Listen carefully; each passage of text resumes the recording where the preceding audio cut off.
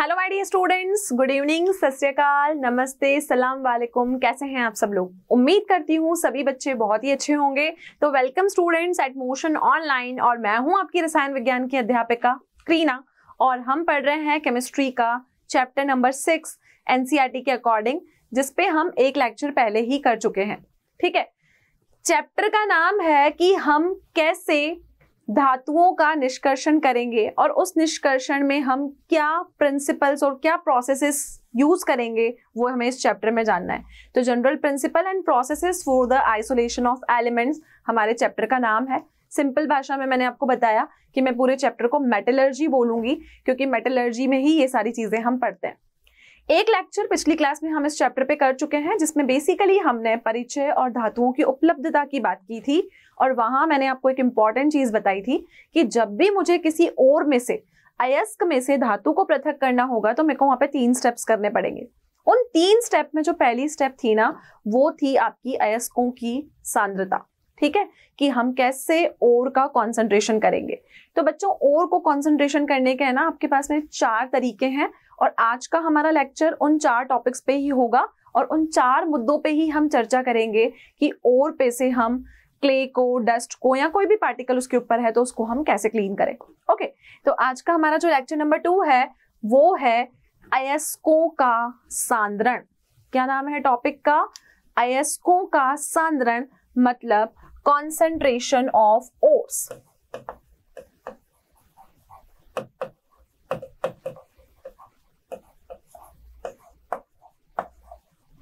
Topic का नाम है कॉन्सेंट्रेशन ऑफ ओर्स, मतलब अयस्कों का सांद्रण। ओके, तो देखो अयस्कों का सांद्रण हम कैसे करेंगे। तो पहले तो ये देख लेते हैं अयस्कों का सांद्रण होता क्या है। ठीक है, तो पहले परिभाषा की बात करेंगे कि हम किसको अयस्कों का सांद्रण कहेंगे। तो बच्चों, पहले परिभाषा की बात हुई है, तो परिभाषा की चर्चा कर लेते हैं कि कॉन्सेंट्रेशन ऑफ ओर हमारा होता क्या है। कोई भी अवांछित पदार्थ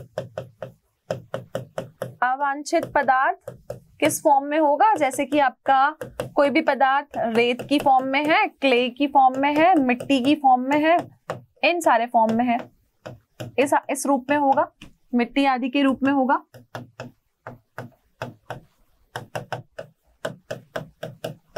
ठीक है, जब आपने किसी भी ओर को माइनिंग करके एक्सट्रैक्शन किया, उसका निष्कर्षण किया, तो हमेशा उसके ऊपर क्या लगा हुआ होगा? कभी सैंड लगी होगी, कभी क्ले लगी होगी, रेत, मिट्टी, पत्थर, जितनी भी इम्प्योरिटीज हैं, जितने भी आपके अवांछित पदार्थ है ना, जिनको हम गैंग पार्टिकल्स बोलते हैं, वो उसके ऊपर लगे हुए होंगे। तो जब ये इस रूप में होगा तो इसका हम क्या करेंगे? इस अयस्क का हम क्या करेंगे? इनमें से इन अयस्कों में से हम इनका निष्कासन करेंगे, इनको रिमूव करेंगे। इन अयस्कों में से हम इसका क्या करेंगे? निष्कासन करेंगे।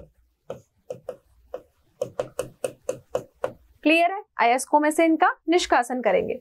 तो अयस्कों में से इसका निष्कासन करेंगे, तो इसका प्रक्रम जो होगा, इसका जो प्रोसेस होगा, उसे हम अयस्कों का सांद्रण कहेंगे। इस प्रक्रम को, इस प्रोसेस को हम क्या बोलेंगे? कि हमने अयस्कों का सांद्रण किया। दोबारा मैं बता रही हूं कि जब आपने ओर को अयस्क से मेटलर्जी करके निकाला, तो उसके ऊपर रेत, क्ले, मिट्टी किसी ना किसी अनवांछित पदार्थ के रूप में आपको मिली। आपने उसका निष्कासन किया, उसको हटाया, उसके रिमूवल के प्रोसेस को, removal of impurities from the ore is known as concentration of ore. हम कहेंगे इसको अयस्कों का सांद्रण। ठीक है, अब ये जो अयस्कों का आपने सांद्रण किया ना, तो अयस्कों के सांद्रण को 2 टर्म से और जाना जाता है। वो 2 टर्म्स क्या है? इनको हम और क्या कहते हैं? देखिए, इनको हम कहते हैं प्रसाधन या फिर सज्जनीकरण। ये तो हुआ आपका पहला पॉइंट।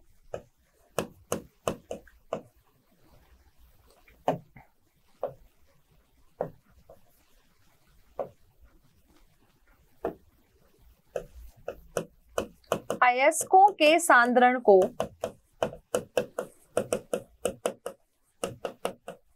हम कहते हैं, किन 2 नामों से जानते हैं? एक हो गया आपका प्रसाधन और एक हो गया सज्जनीकरण। एक नाम होता है इसका प्रसाधन और दूसरा नाम हुआ इसका सज्जनीकरण। ठीक है, सज्जनीकरण मतलब हमने उसकी मिट्टी को हटा दिया, उसको हमने सज्जनीकरण किया, मतलब हमने उस ओर की ड्रेसिंग कर दी। ओके, तो इन दो नामों से भी हम ओर की जब कॉन्सेंट्रेशन करते हैं उस सांद्रण को हम इन दो नामों से जानते हैं, प्रसाधन और सज्जनीकरण। क्लियर? अब नेक्स्ट पॉइंट है कि जब आप किसी ओर का कॉन्सेंट्रेशन करते हो, जब हम किसी अयस्क की सांद्रण करते हैं तो वो किस चीज पर डिपेंड करता है? तो बच्चों, आपके अयस्क का जो सांद्रण है ना, वो इस चीज पर डिपेंड करता है कि आपको उसको सबसे पहले क्या करना पड़ता है, कैटेगराइज करना पड़ता है, अलग अलग कैटेगरी में आपको उसको डिवाइड करना पड़ता है, आपको उसको श्रेणीकृत करना पड़ता है, तभी आप उसको कॉन्सेंट्रेट कर सकते हो। तो अयस्कों का जब हम सांद्रण करते हैं तो हम पहले अयस्कों को क्या करते हैं, अयस्कों को कैटेगराइज करते हैं, हम उनका श्रेणीकृत करते हैं उनको। ठीक है, श्रेणीकृत करने के बाद हम क्या करते हैं, उनको हम उचित प्रकार में तोड़ा जाता है। पहली स्टेप होती है श्रेणीकृत करना। श्रेणीकृत करने के बाद उनको उचित मात्रा में तोड़ा जाता है। क्या करते हैं, पहले उसको कैटेगराइज कर दो, बाद में उसको उसमें उचित आकार में उसको तोड़ दो। अब आपने अगर उनको तोड़ा, दो स्टेप्स करी, पहले और आप लेके आए, आपने उसको कैटेगराइज किया और उसको उचित मात्रा में उचित आकार में क्या कर दिया, हमने उसको उचित आकार में तोड़ दिया। तो सेकेंड स्टेप में हमने उसको उचित मात्रा, या हम बोल सकते हैं हमने उसको उचित आकार में तोड़ दिया। ठीक है, अब आप क्या करोगे, देखो, उचित आकार में तोड़ने के बाद आप ये देखोगे कि यहां पर क्या प्रिंसिपल अप्लाई होता है कॉन्सेंट्रेशन करने के लिए, कि जो आपका ओर है, ओर मतलब अयस्क, और दूसरा जो आपके ये पार्टिकल्स हैं, जो अवांछित पदार्थ है जिनको हम गैंग बोलते हैं, अपअयस्क, इन दोनों की फिजिकल प्रॉपर्टीज में क्या डिफरेंस है? फिजिकल प्रॉपर्टी में इनकी भौतिक जो विशेषताएं हैं उनमें क्या भिन्नता है, उसके आधार पर हम कंसंट्रेशन करते हैं, उसके बेसिस पर ही हम सांद्रण करते हैं।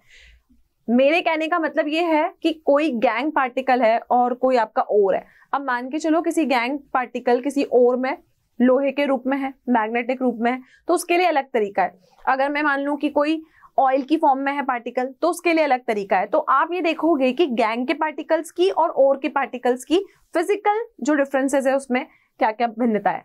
ठीक है, तो ये किस पर डिपेंड करती है, ये इसकी फिजिकल प्रॉपर्टीज में क्या डिफरेंस है ना, उसके ऊपर डिपेंड करती है। तो प्रिंसिपल क्या हुआ कंसंट्रेशन करने का, कि आपका जो ओर है और गैंग पार्टिकल्स हैं उनकी फिजिकल प्रॉपर्टीज में क्या डिफरेंस है, उसके बेसिस पे हम उसको अलग करेंगे।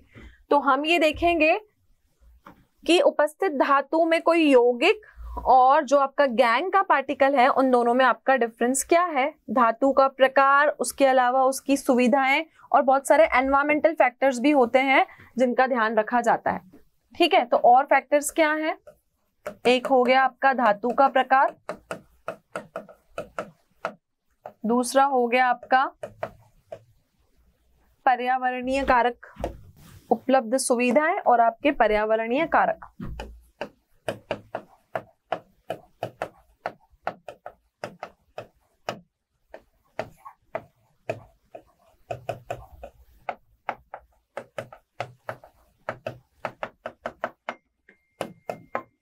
तो बच्चों, यहां पर जब आप ओर का कंसंट्रेशन करते हैं, अयस्कों का सांद्रण करते हैं, तो वो सांद्रण किन किन बेसिक प्रिंसिपल्स पर डिपेंड करता है कि आपकी धातु का प्रकार क्या है, मतलब आपने जो मेटल लिया है वो क्या है, वो एल्यूमिनियम है, जिंक है, कॉपर है।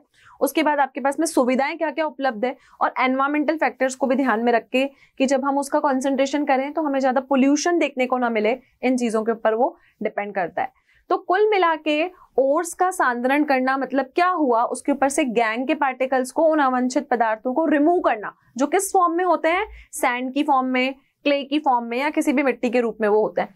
जब आप उनको अलग करते हो तो आप क्या देखते हो कि जो गैंग के पार्टिकल है ना और जो आपके ओर के पार्टिकल है, उन दोनों के बीच में फिजिकल प्रॉपर्टीज में क्या डिफरेंस है, और उसके अलावा हम किन मुद्दों पे ध्यान में रख के बात करते हैं कि धातु का प्रकार क्या है, पर्यावरणीय कारक कौन से हैं, और हमारे पास में उपलब्ध सुविधाएं क्या क्या है। तो इसको हम कहते हैं ओर का कॉन्सेंट्रेशन।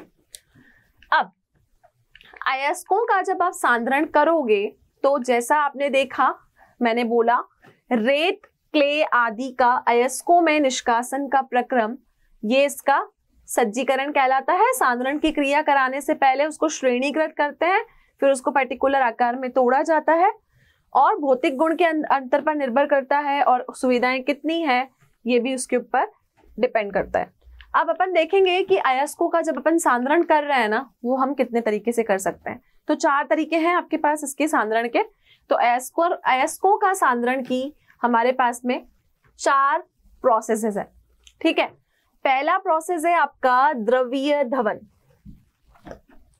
पहले प्रोसेस का नाम है द्रवीय धवन, जिसको इंग्लिश में कहते हैं हाइड्रोलिक वॉशिंग, द्रवीय धवन, ठीक है। चुंबकीय पृथक्करण, चुंबकीय पृथक्करण सेकंड मेथड है, इंग्लिश में इसको मैं बोलूंगी मैग्नेटिक सेपरेशन। तीसरा तरीका है फेन फ्लवन विधि। फेन फ्लवन विधि वेरी इंपॉर्टेंट मेथड, जिसको बोलते हैं फ्रोथ फ्लोटेशन प्रोसेस।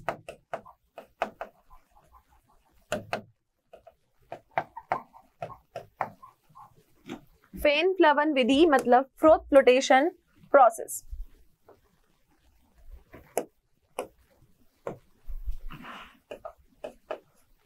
क्लियर। और लास्ट होता है निक्षालन। निक्षालन का मतलब होता है लीचिंग। ये हो गई चारों प्रोसेसेस। कैसे अपन ओर का सांद्रण करेंगे, अयस्कों का सांद्रण करेंगे, 4 तरीके से करेंगे। पहला है द्रवीय धवन मतलब हाइड्रोलिक वॉशिंग। सेकेंड है आपका चुंबकीय पृथक्करण मतलब मैग्नेटिक सेपरेशन मेथड। तीसरा है फेन फ्लवन विधि मतलब फ्रोथ फ्लोटेशन प्रोसेस। और चौथा है आपका निक्षालन। निक्षालन का मतलब होता है द प्रोसेस ऑफ लीचिंग। चारों तरीके डिटेल में हम आज के लेक्चर में पढ़ेंगे। तो शुरू करते हैं हमारे फर्स्ट मेथड से, जिसका नाम है द्रवीय धवन। द्रवीय धवन का क्या मतलब है? अब मैंने आपको बताया इसका मतलब है हाइड्रोलिक वॉशिंग, ठीक है। क्या मतलब बताया इसका? इसका मतलब होता है हाइड्रोलिक वॉशिंग। अब हाइड्रोलिक वॉशिंग बच्चों होता क्या है वो देखते हैं। अगर मैं हाइड्रोलिक वॉशिंग की बात करूं तो ये डिपेंड करती है कि गैंग पार्टिकल्स और आपके जो मेटल के पार्टिकल्स है ना, उनके बीच में डेंसिटी का डिफरेंस क्या है। तो पहले समझना इसका प्रिंसिपल क्या है। इसका प्रिंसिपल बहुत ही सिंपल है कि गैंग के पार्टिकल्स में आपके और ओर के पार्टिकल्स में डेंसिटी डिफरेंस कितना है। Density difference between ore and gangue particles. और गैंग के पार्टिकल्स के बीच में डेंसिटी डिफरेंस कितना है, कितना घनत्व का अंतर है, उसके ऊपर ये आपका प्रिंसिपल डिपेंड करता है। तो हाइड्रोलिक वॉशिंग मतलब हुआ द्रवीय धवन। तो पानी की जरूरत पड़ेगी क्योंकि यहाँ पे द्रव का नाम लिया है। तो पहले हम इसके प्रिंसिपल को एक बार हिंदी में लिख लेते हैं। यह विधि अयस्क एवं गैंग कणों के, गैंग पार्टिकल्स के आपेक्षिक घनत्वों पर निर्भर करती है। क्या प्रिंसिपल हुआ इसका? इस मेथड में हम बात करेंगे, ये इसका प्रिंसिपल हुआ कि यहां पर दोनों ओर और गैंग पार्टिकल्स के बीच में डिफरेंस कितना है उस पे ये डिपेंड करती है। डेंसिटी डिफरेंस होने की वजह से क्या होता है, जिसकी डेंसिटी कम होती है वो पानी के साथ फ्लो करके चला जाता है, और जिसकी डेंसिटी ज्यादा क्या होगी, वो ज्यादा होगी तो वो वहीं सेटल हो जाएगा, ठीक है। जैसे कि आपने देखा है कि अगर आप पानी में एक पत्थर डालते हो तो पत्थर जाके नीचे सेट हो जाता है क्योंकि उसकी डेंसिटी ज्यादा है। लेकिन अगर मैं पानी में कॉटन या और किसी हल्की चीज को डालती हूँ तो कॉटन की डेंसिटी कम है तो वो जाके डूबती नहीं है पानी के अंदर, वो पानी में तैरती रहती है। तो डेंसिटी डिफरेंस के ऊपर डिपेंड करता है कि आपने जो अयस्क लिया है, ओर लिया है, और जो आपके गैंग के पार्टिकल्स हैं उन दोनों के बीच में घनत्व में कितना अंतर है, उनका डेंसिटी डिफरेंस कितना है, उसके हिसाब से हम क्या करते हैं, हाइड्रोलिक वॉशिंग के प्रिंसिपल को अप्लाई करते हैं। तो बच्चों यहाँ पर यह जो प्रिंसिपल है ना आपका, ये आपका ग्रेविटेशनल फोर्स पर डिपेंड करता है, क्योंकि कोई भी चीज नीचे जाके सेटल्ड हुई क्योंकि उसको ग्रेविटी ने खींचा। यह प्रिंसिपल ग्रेविटेशनल फोर्स पर काम करता है। ग्रेविटेशनल को बोलते हैं हम गुरुत्वाकर्षण बल। ठीक है, या इसको बोल सकते हैं हम गुरुत्वाकर्षण पृथक्करण।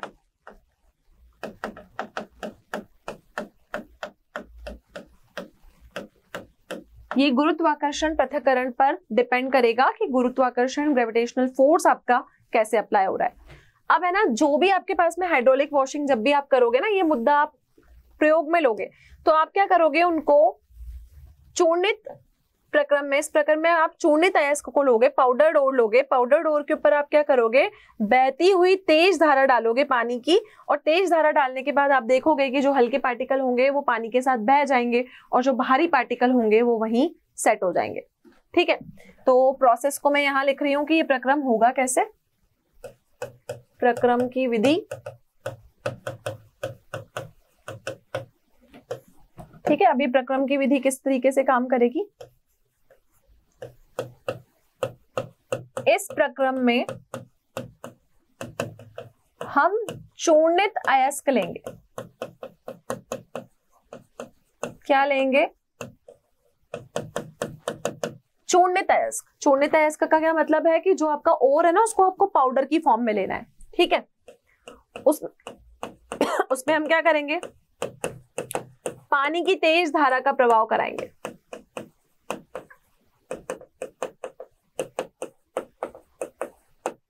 पानी की तेज धारा का प्रभाव करेंगे। अब जब आप उसमें पानी की तेज धारा का प्रभाव करोगे तो जो आपके हल्के कण होंगे वह पानी के साथ बह जाएंगे,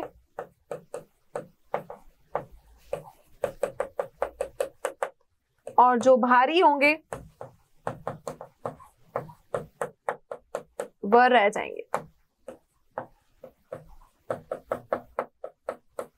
जो लाइटर ओर के पार्टिकल्स होंगे वो पानी के साथ बह जाएंगे, और जो भारी अयस्क होंगे वो वहां पर शेष रह जाएंगे। भारी मतलब भारी अयस्कों की बात की है।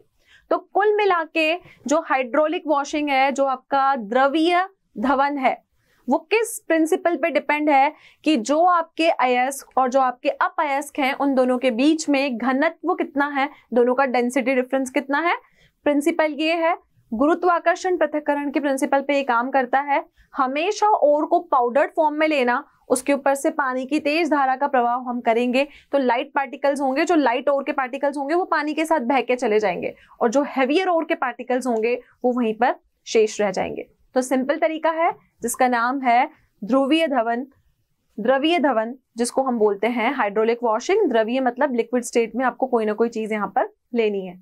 ओके, अगला तरीका है आपका चुंबकीय पृथक्करण, मतलब इसका नाम होता है मैग्नेटिक सेपरेशन।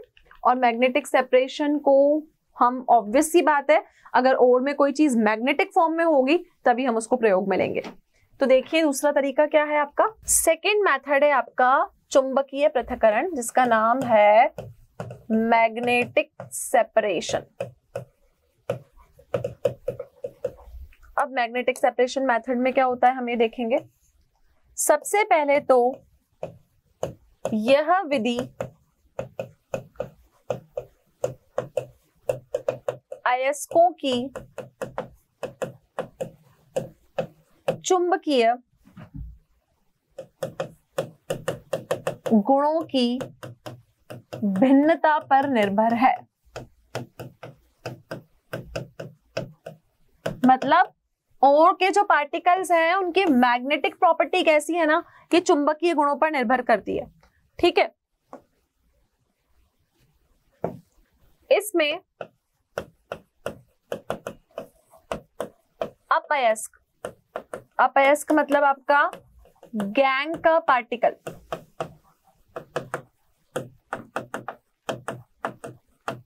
चुंबक की ओर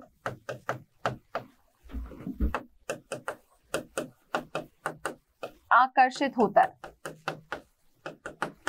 जो गैंग का पार्टिकल होता है ना, वो आपका मैग्नेट की ओर अट्रैक्ट होता है। मतलब अभी डिपेंड करेगा कि जो आपने ओर लिया है उसके मैग्नेटिक प्रॉपर्टीज में क्या डिफरेंस है। तो दोनों में से एक कैसा होना चाहिए, एक आपका मैग्नेटिक होना चाहिए, तभी आप उसमें कौन सा प्रोसेस अप्लाई कर पाओगे, चुंबकीय पृथक्करण आप वहां पर अप्लाई कर पाओगे। अब बच्चों यहां पर एग्जाम्पल के लिए हम बात करते हैं, लोह अयस्क चुंबक को हम चुनते हैं।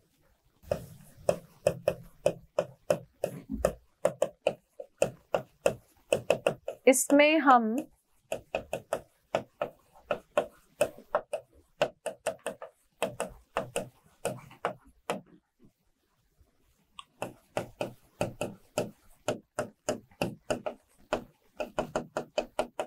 ठीक है, हम इसमें ऐसा आयरन ओर लेंगे जो कि क्या हो, आयरन का ओर हो, क्योंकि जब कोई ओर लोहे का होगा ना, आयरन का होगा, तभी आप उसमें मैग्नेटिक सेपरेशन मेथड अप्लाई कर सकते हो। तो इसका मतलब जो गैंग के पार्टिकल्स मैग्नेटिक होंगे नेचर में, वो उस मैग्नेट पे चिपक जाएंगे, और जो नहीं होंगे वो ओर के साथ बह के चले जाएंगे। तो यहां पर हम क्या करेंगे, जो आकर्षित न होने वाली अचुंबकीय अशुद्धियां हैं,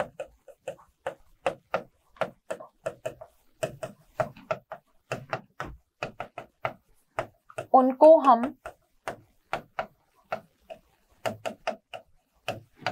अलग कर लेंगे। ठीक है, जो अशुद्धियां आपकी उस चुंबक पे नहीं चिपकेंगी, उनको हम एक सेपरेट कंटेनर में क्या करेंगे, अलग कर लेंगे। इसके बाद बच्चों, चूर्णित अयस्क को घुमाते हुए आप एक कन्वेयर बेल्ट पे डालोगे, है ना। यहां पर मैं बताती हूँ आपको इसका प्रोसेस कैसे ये काम करेगा। ठीक है, इसको हम लिखते हैं प्रक्रम। इसमें हम लेंगे चूर्णित अयस्क, इसको हम कहाँ डालेंगे, कन्वेयर बेल्ट पे डालेंगे। ठीक है, जैसे ही वो बेल्ट क्या करेगी, घूमती जाएगी ना, तो जो पदार्थ चुंबकीय होंगे, जो चुंबकीय होंगे बेल्ट के घूमने पे, वो मैग्नेट से चिपकते जाएंगे।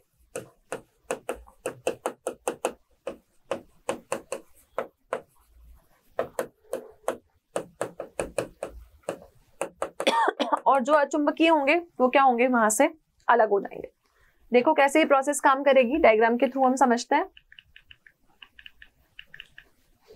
ये यहां पर मैग्नेटिक सेपरेशन मेथड का आपको डायग्राम दिखाया हुआ है।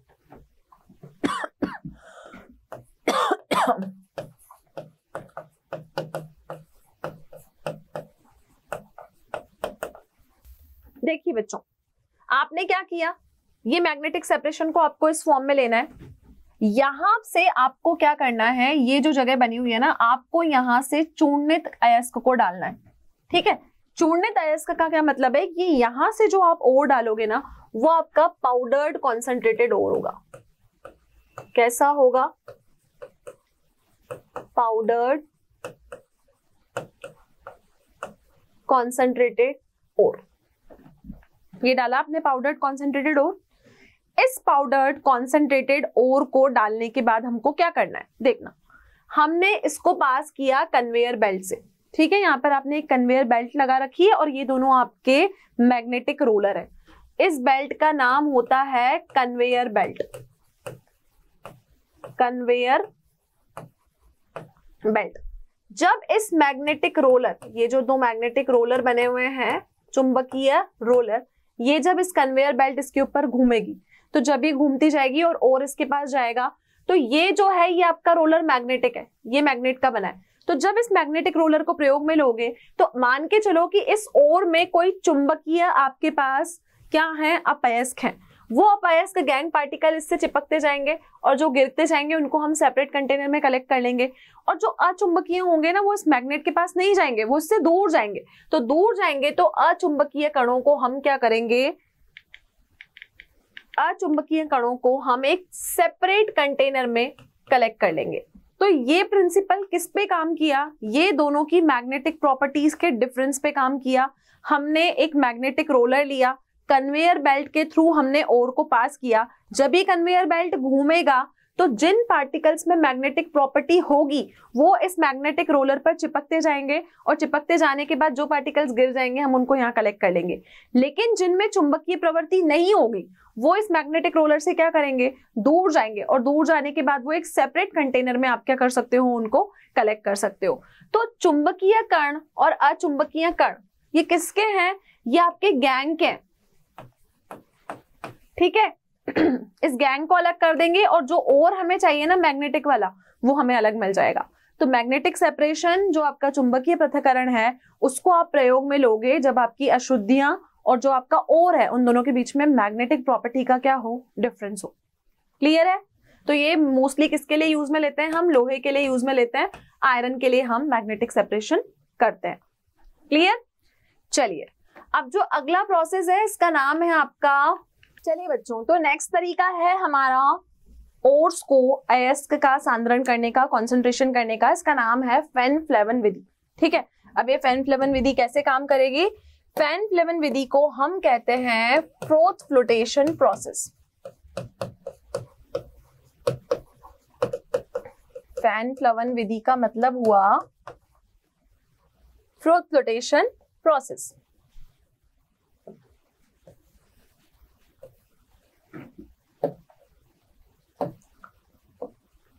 तो बच्चों ध्यान से समझना, यह विधि क्या करती है? जो आपके सल्फाइड के ओर्स होते हैं, सल्फाइड के ओर्स को गैंग से मुक्त करने का काम करती है।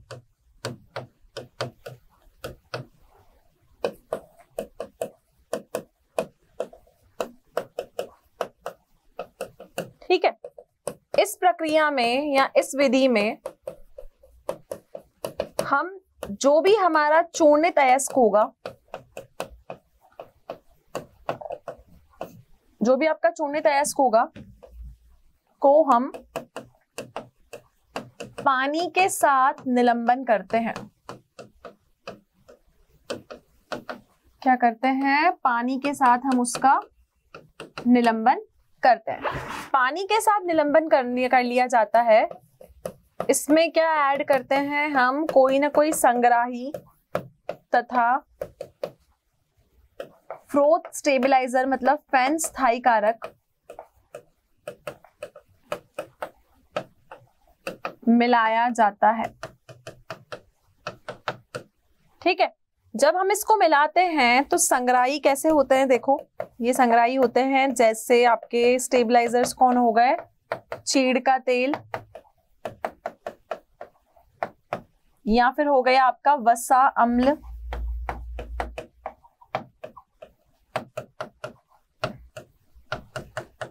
जिलेटिन आदि। ठीक है। तो जो अयस्क के कण हैं उनकी नॉन वेटेबिलिटी,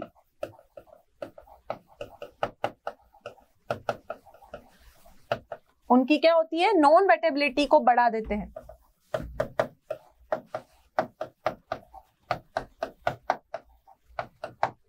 ठीक है। और फैन स्थायित्व कारक इसको स्थायित्व प्रदान करते हैं।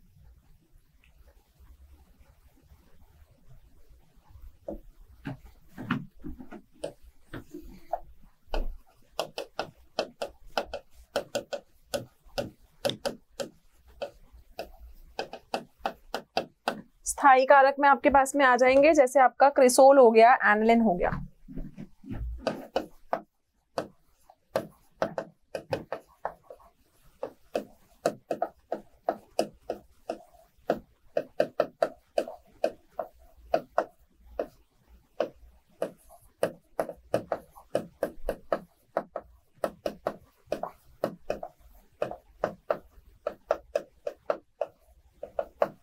इसको स्थायी कर देते हैं।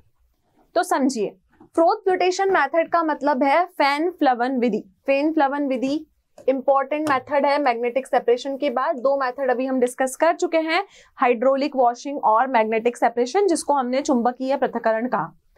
सबसे पहली बात, तो अगर आपका कोई सल्फाइड का ओर है जिसमें सल्फाइड आ रहा है, एस आ रहा है, अगर उसमें कोई गैंग का पार्टिकल मौजूद है तो ये उनको अलग करने के लिए आप काम में लोगे। तो ध्यान रखना कि फ्रोथ फ्लोटेशन प्रोसेस हम हमेशा किसके लिए करते हैं, उन ओर्स के लिए करते हैं जो ओर्स आपके सल्फाइड के होते हैं।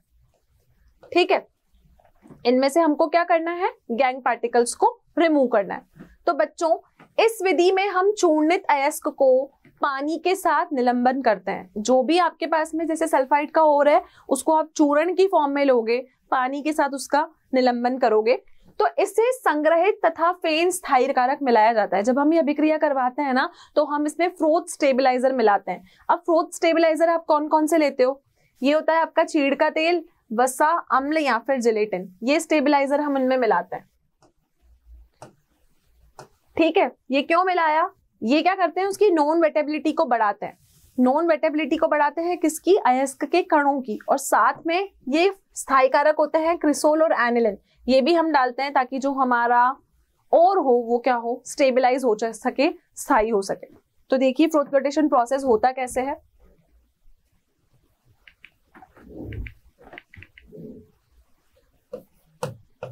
अयस्क के कण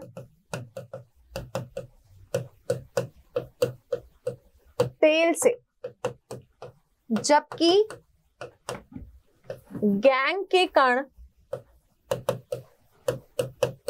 जल से भीग जाते हैं।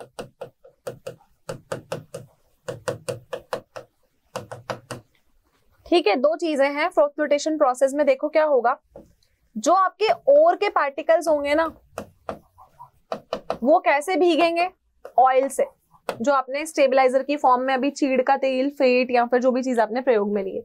लेकिन अगर आपके गैंग के पार्टिकल्स होंगे ना, उनको कौन वेटेबल बनाएगा, उनको वेटेबल बनाएगा वाटर, क्योंकि ये ऑयल प्लस वाटर का मेथड है।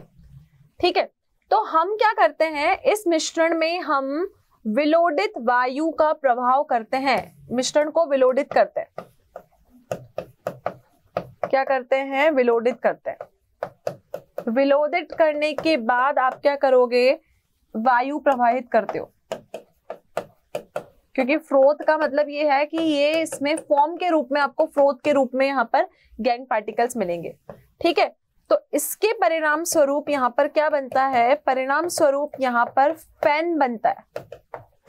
फैन का मतलब फ्रोथ, फ्रोथ बनता है। ठीक है, जब आपका ये फ्रोथ बनता है यहाँ पर, तो यहाँ पर इस फैन में और के पार्टिकल्स होते हैं। किसके पार्टिकल्स होते हैं, और के पार्टिकल्स इस फैन में होता है। क्योंकि वो हल्के होते हैं जो पार्टिकल्स आपके फैन में होते हैं, तो हल्के होने की वजह से, हल्के होने की वजह से हम उनको अलग कर पाते हैं।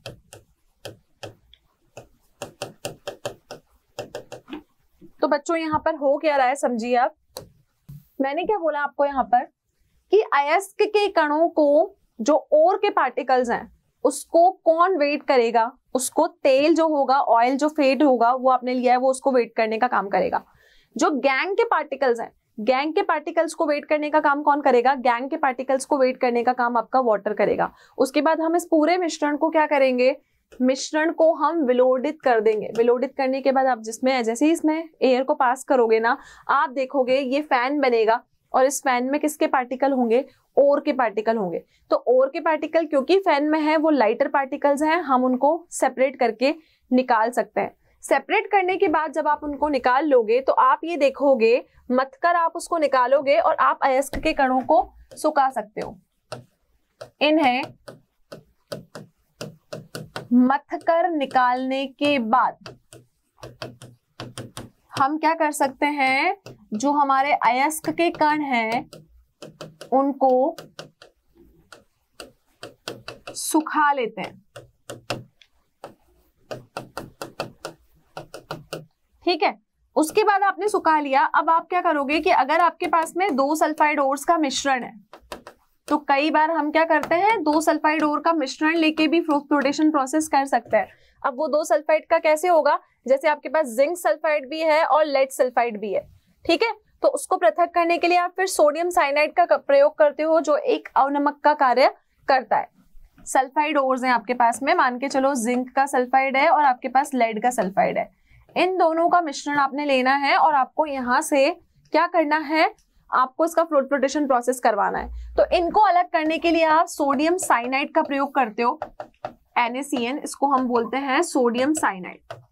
क्योंकि हम बोल रहे हैं कि फ्लोटेशन प्रोसेस सिर्फ सल्फाइड ओर्स के लिए है, तो कई बार हम इन दोनों को मिश्रण के रूप में लेते हैं और सोडियम साइनाइड का प्रयोग करते हैं, जो एक अवनमक का कार्य करता है। तो ये क्या करता है, ये सोडियम साइनाइड जो अवनमक का कार्य कर रहा है, ये जो यहाँ पे फैन बनता है, जो फ्रोथ बनती है, उसमें है ना जिंक सल्फाइड को आने से रोक देता है और PbS को फैन के अंदर आने देता है। 2 चीजें बनी ना, एक जिंक सल्फाइड का ओर है, एक PbS का ओर है, तो ये जिंक सल्फाइड को फैन में आने नहीं देता और PbS की फैन बना लेता है। तो हम सल्फाइड ओर के मिश्रण के लिए भी इसको प्रयोग में ले सकते हैं, जिसका नाम है फैन फ्लवन विधि। अब हम डायग्राम में देखेंगे कि हमारी फैन फ्लवन विधि कैसे काम कर रही है। तो फैन फ्लवन विधि का आपके पास में यहाँ पर एक डायग्राम है, तो देखो हमने यहाँ पर क्या किया है, इस डायग्राम में हमने एक फ्लोटेशन चैम्बर लिया है। इस चैम्बर में आप देखोगे कि हमने यहाँ पर जो खनिज की फैन बन रही है वो कैसे बन रही है, हमने इसमें अयस्क की लुगदी और तेल को डाला है। तो जैसे ही यहाँ पर फैन टाइप का जो मेथड है, फ्लोटेशन हो रहा है, ये वायु अंदर इसको विलोडित कर देती है पूरे मिश्रण को। जब ये विलोडित करती है और आप इसमें क्या करते हो, अयस्क की लुगदी के साथ तेल डालते हो, तो यहाँ से वायु एयर एंटर हुई, ये फ्लोटेशन प्रोसेस हुआ, ये धूनी क्षेपणी है। मतलब हम ये कह सकते हैं कि फ्लोटेशन प्रोसेस होगा तो ये रोटेट करेगा, तो रोटेट करने के बाद जो खनिज की फैन होगी ना, वो आपको यहाँ पर एक्यूमुलेटेड मिलेगी, ठीक है। तो इसको स्टेबलाइज किसने किया, इस ऑयल ने यहाँ पर एक स्टेबलाइजर का काम किया, इसने इसकी फ्रोथ को बनाने में मदद की। वायु को अंदर खींचकर ये क्या करता है, लुगदी को क्या कर देता है, विलोडित कर देता है, क्योंकि ये मिश्रण को जब हम विलोडित करेंगे तभी हमें यहाँ पर फ्रोथ मिलेगी। और ये फ्रोथ आपको किसकी मिली है, जो आपका ओर है, जो आपका ओर है, जो आपका मेटल है, उसी की आपको यहाँ पर फ्रोथ मिली है। क्लियर। तो इसको हम बोलते हैं फैन फ्लवन विधि, जो तीसरा तरीका है ओर्स की सांद्रता के लिए। लेकिन ध्यान क्या रखना है, ये प्रोसेस हम उन्हीं के लिए अप्लाई करेंगे अगर ओर हमारे पास में सल्फाइड के हैं। ओके आगे बढ़ते हैं नेक्स्ट प्रोसेस की तरफ, जिसका नाम है निक्षालन, जिसको हम लीचिंग कहते हैं। ठीक है, अब लीचिंग में समझना होता क्या है, यदि अयस्क किसी उपयुक्त विलयक में विलय हो,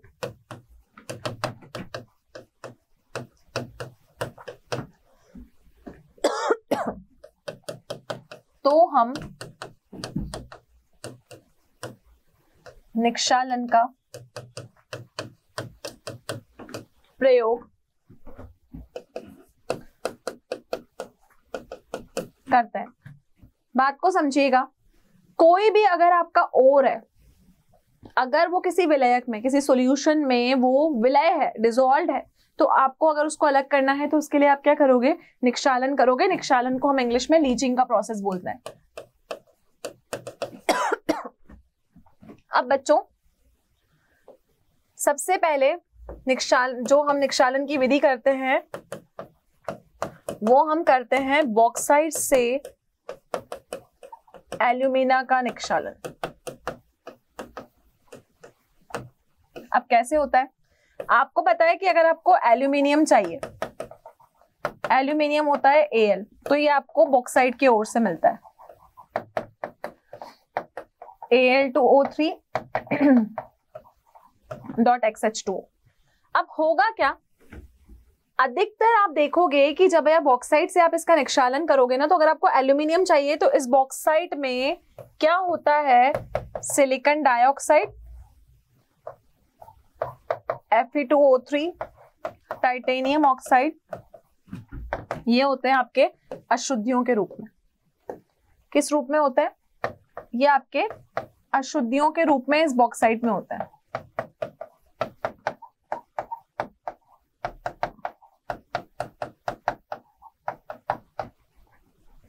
क्लियर है? बॉक्साइट के ओर से एल्यूमिनियम को मुझे अलग करना है तो मैं करूंगी इसका निक्षालन, लीचिंग प्रोसेस। लीचिंग प्रोसेस हमेशा एल्यूमिनियम को ऑब्टेन करने के लिए होती है, लेकिन जब आप बॉक्साइट ओर को प्राप्त करोगे तो आप देखोगे कि SiO2 की फॉर्म में, Fe2O3 की फॉर्म में या टाइटेनियम ऑक्साइड के फॉर्म में इसमें क्या होती है? अशुद्धियां होती है। अब इन अशुद्धियों को हटाने के लिए क्या करेंगे? हम एक पर्टिकुलर टेम्परेचर और प्रेशर पर इसको हीट करेंगे। तो देखना हम क्या करेंगे, इसको 473 से 523 और 35 से 36 के प्रेशर पर हम इसका सांद्रण करेंगे। टेम्परेचर क्या लेंगे? 473 टू 523 केल्विन, और दाब प्रेशर कितना लोगे आप? 35 से 37 एटमॉस्फेरिक प्रेशर। ठीक है, इस प्रोसेस पर आप क्या करोगे? आप इसका सांद्रण करोगे, क्योंकि ये तरीके किसके पढ़ रहे हैं? हम कॉन्सेंट्रेशन करने के तरीके पढ़ रहे हैं। ठीक है, अब जब आप यहाँ पर विलयन का प्रयोग लोगे ना, तो यहाँ पर आप इसका कौन सा विलयन लोगे? क्योंकि मैंने आपको बोला कि ये निक्षालन की जो विधि होती है ये तभी प्रयोग में ली जाती है यदि अयस्क किसी उपयुक्त विलयक में विलय हो सके। मतलब जैसे बॉक्साइट है तो उसकी कैपेबिलिटी है कि अगर आप उसको किसी चीज में मिलाओगे तो वहां पर विलयन आपको दे देगा, सॉल्यूशन आपको दे देगा। तो ये उन्हीं के लिए होगा जो किसी विलायक में विलयन होने की कैपेबिलिटी रखते हैं। तो विलयन के तौर पर हम यहाँ पर NaOH को प्रयोग में लेंगे। ठीक है, तो देखो लीचिंग की अभिक्रिया कैसे होगी। यहाँ आपको बताया हुआ है कि निक्षालन कैसे हो रहा है। पहला बॉक्साइट से एल्यूमिनिया और दूसरे आपके अन्य उदाहरण है। तो अभी मैं आपको पहले किसका उदाहरण बता रही हूँ? मैं आपको बॉक्साइट से एल्यूमिना का उदाहरण बता रही हूँ और उसके बाद हम अन्य उदाहरणों पे चर्चा करेंगे। तो पहले देखिए, तो बॉक्साइट के एल्यूमिनियम से एल्यूमिनियम का हमको निक्षालन पढ़ना है। तो देखिए पहले क्या करेंगे हम, बॉक्साइट होगा आपका एल्यूमिनियम का ओर Al2O3.XH2O, ये आपका ओर है, ये अयस्क है। अब मुझे इससे क्या प्राप्त करना है? मुझे इससे सिर्फ एल्यूमिनियम का ऑक्साइड चाहिए। क्या चाहिए मुझे इससे? एल्यूमिनियम का सिर्फ ऑक्साइड। तो मैंने बोला ये तभी होगा जब ये किसी विलयक में विलयन होगा। तो NaOH को हम किस रूप में लेंगे? एक विलयक के रूप में लेंगे। टेम्परेचर अभी अभी मैंने आपको पीछे मेंशन किया कि टेम्परेचर होना चाहिए 473 से लगभग आपका 523 केल्विन, और प्रेशर आप रख लो यहाँ पर 35 से लेके 37 एटमॉस्फेयर। क्लियर? अब देखो करोगे क्या, आपने लिया यहाँ पर Al2O3, ठीक है, इसमें आपने डाल दिया वाटर और इसमें आपने एक विलयन डाल दिया NaOH। तो ये आपको क्या देगा? NaAlOH4, मतलब होल 4 आपको देगा। तो ये क्या बना? ये बनता है आपका सोडियम एल्यूमिनेट। क्या बना बच्चों? ये सोडियम एल्यूमिनेट। अब आप देखोगे ये जो सोडियम एल्यूमिनेट बना है ना, इसके साथ में जो आपकी SiO2 की अशुद्धियां होगी ना, वो तो आपकी बाहर निकल जाएंगी। SiO2 की अशुद्धि क्या होगी? बाहर निकल जाएगी, क्योंकि SiO2 अशुद्धि के रूप में वहां पर है। क्या होगा? ये बाहर निकल जाएगा। अब आप क्या करोगे? ये जो आपको सोडियम एल्यूमिनेट यहां पर मिला है NaAlOH4, इसको आप कार्बन डाइऑक्साइड के साथ क्या करो? रिएक्शन करवा दो। कार्बन डाइऑक्साइड के साथ रिएक्शन करवाने पर ये आपको क्या देगा? ये आपको सोडियम हाइड्रोजन कार्बोनेट देगा और आपको Al2O3 देगा। ठीक है, तो देखो यहाँ क्या बनेगा? Al2O3 और सोडियम हाइड्रोजन कार्बोनेट। और ये किसको प्रेरित करता है? ये प्रेरित करता है अवक्षेपण को, प्रेसिपिटेशन को। क्लियर? तो मुझे क्या चाहिए था? मुझे सिर्फ एल्यूमिनियम का ऑक्साइड चाहिए था। बॉक्साइड में से मुझे एल्यूमिना को अलग करना था।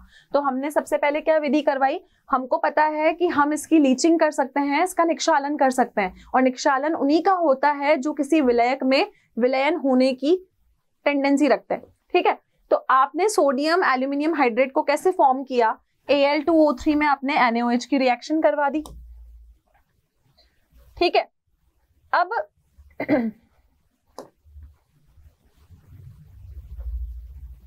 यहां पर आपका फॉर्म होगा Al2O3.XH2O, ठीक है। तो सोडियम हाइड्रोक्साइड के साथ अभिक्रिया करवाने पे इसने सोडियम एल्यूमिनेट दिया, सोडियम एल्यूमिनेट में आपने कार्बन डाइऑक्साइड को पास किया तो आपको Al2O3.XH2O plus sodium hydrogen carbonate मिला। अभी भी XH2O उसके साथ लगा हुआ है, तो आप क्या करोगे, ये जो आपका Al2O3.XH2O है ना, इसको आप 1470 केल्विन पे गर्म करो तो ये आपको Al2O3.XH2O दे देगा। यहाँ आपको मिल गया एल्यूमिना।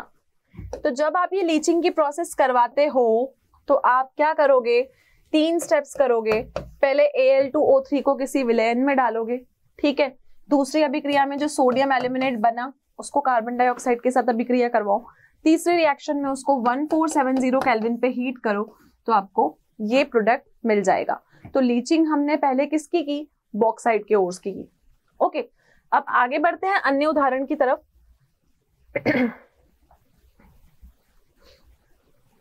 अन्य उदाहरण में कौन आएगा, अन्य उदाहरण में आएंगे बच्चे आपके चांदी एवं सोना,